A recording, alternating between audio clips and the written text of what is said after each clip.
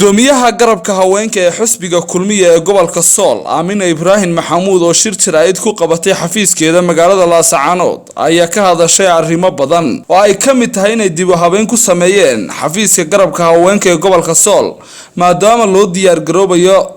doorashada golayaasha ugu horeyntiina waxa ay baaq u dirtay taageerayaasha xisbiga kulmiye una sheegtay in 24 saac uu furan yahay xafiiska laguna soo dhaweynayo cid kasta oo ku soo biiraysa anigoo ah gudoomiyaha garabka haweenka xisbiga kulmiye gobolka Sool halkan waxaan ku qabtay xafiiskayga maanta shir jaraa'id oo aan kaga hadlayo doorashooyinka golayaasha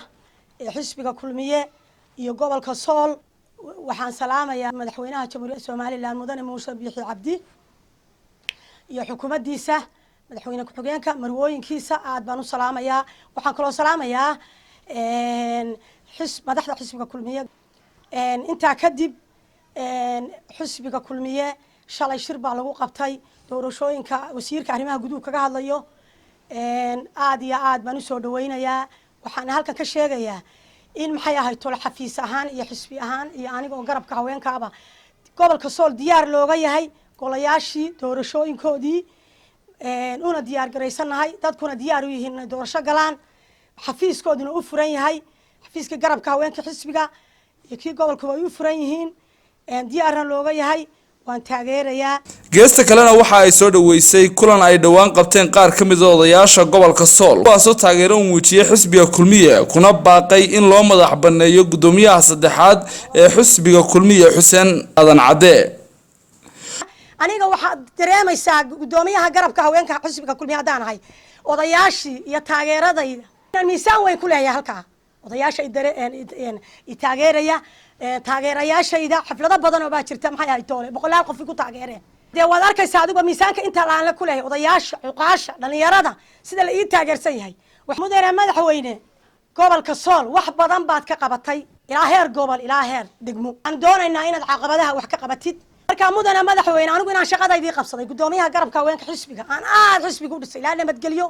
in maxay ahayd toole Xuseen Adan Cade loo madax baneeyo dadaan xishoon baa wadada dhexordaya gudoomiyaha garabka haweenka ee xisbiga kulmiye ee gobolka Sool ayaa ka warbixisay in ay jiraan wax isdoomarin ay wadaan xubno ka tirsan xisbiga kulmiye oo ka xun isbedelka ay ku soo kordhisay xafiiska gobolka Sool waxayna mar kale ku baaqday in xal loo helo wixii jiray markii la magacaabay intaan la magacaabay ka hor warqadaasan kala imin maxay ahayd toole gobolkayga warqadaas oo gudbinta aan kala imin gobolkayga oo ogolaanshaha ee uu soo siiyay gudoomiyaha iyaga xisbiga Axmed Daadi iyo xisbigii iyo fulintii gabadha aan ahay haddaad garanaysid de hadalka kulama timaadeen bariga codka loo baahnaa wadani baan ka soo diga rugtay anigoo 9 xubnood wata oo hogaaminayo daraawiisha hudheel karoon baan kuugu imi anigoo wadani laf dhabartiisii wada soo dumiyay ayaan kuugu imi hotel garan wad garanaysaa waxa kula joogay mas'uuliyiin baran shirbaad jaraa'id baad qabanayso ku jirtay anigu dhakadaan kaaga imi waan jiiday wixii oo dhan shir buu ku jiraa baa la yidhi gudoomiyaha maxay ahayd toole madaxweynaha Muuse Biixi waxaan idhi shirka ma aqbalayo halka cod baa loo kacay ana 10 xubnood oo xubintiina boqolaal kun taageeraha wadato ayaan watay waa maalin 18 bisha 10aad bay ahayd doorashadii sanadkii 2000 marka waan ku soo dhawaanayaa waataynu ku kulanay hotel Karoon waataynu soo fadhiisanay hadallo badan baynu isu nidhi xubnaha asaan wataa baan kugu idhi maalin tilmaan la yahay 18 bisha 10aad bay ahayd maalintii doorashada waxaan kugu idhi xil waxaan wataa waxaan doonayaa kaliya waxba kaama rabno aniga xubnahayga waan kula hadalay inaan ku taageero geel kaama rabno xil kaama rabno lacag kaama rabno ali yaani waxa kula fadhiyay xildhibaano Soomaaliland kuwa ugu tunka weyn xildhibaan Saciid Cilmi Rooble xildhibaan Indho Xasan Shaar oo ka tirsan xildhibaan golaha deegaanka Hargeysa hareeraha waxa fadhiyay Xuseen Adan Cade waxa fadhiyay maxay ahayd toole jaranaarina Cabaashi faratoon baa fadhiyay ma soo koobi karo waxa soo dhan waxaan doonayaa 10 xubnood shirkiina dib u dhigtaan idin waadi qaabisho waynu wada hadalay waxaad igu maamaadayna waa de maalin taariikh lahayd waxaad igu tiri miyaydin dhul bahanta ahayn waad garanaysaa markaan wadala yaabtay markaan ku xilka ma rabno xisbigaaga inaan taageeraan rabnaa gobolka Sool baan ka soo wada jeegnaa Soomaaliya xubnihi way wada joogaan tiba jilciyo ina cagaagana iyo waad garanaysaa tiinka boodaan loo bixiyay lacascaanood baan waxaanu ku qabanay jirjirayd Soomaad garan marka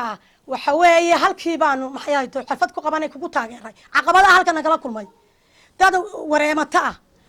dad maxay ahayd toole wareemata oo dana gaara leh oo aan xishoonayn oo markiina ama xaqana lukaya oo Soomaaliland lagu tilmaami karin oo xisbiga caqabad ku ah oo ilaa heer gobol ilaa heer degmo laascaanood iyo gobolkiisa caqabad ku ah haddana loogaba baqayo doorashada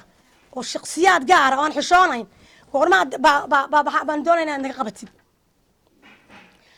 in aad cadar wuxuu in Xuseen in Cabdi Dheere iyo Dalaysna waxay yiraahdeen kuma aqoonsanin de kelmadda odayaasha horta ka hadlaysa wata kuma aqoonsanin warqadaadan ma aqoonsanin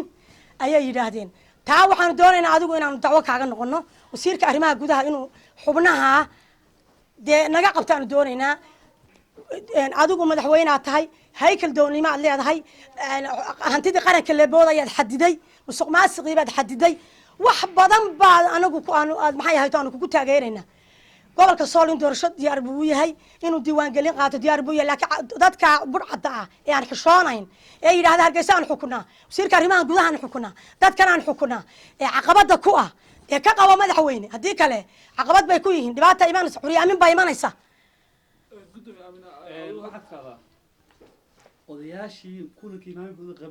gudoomiyaha garabka haweenka ee xusbiga kulmiye ayaa ugu dambeyntii sheegtay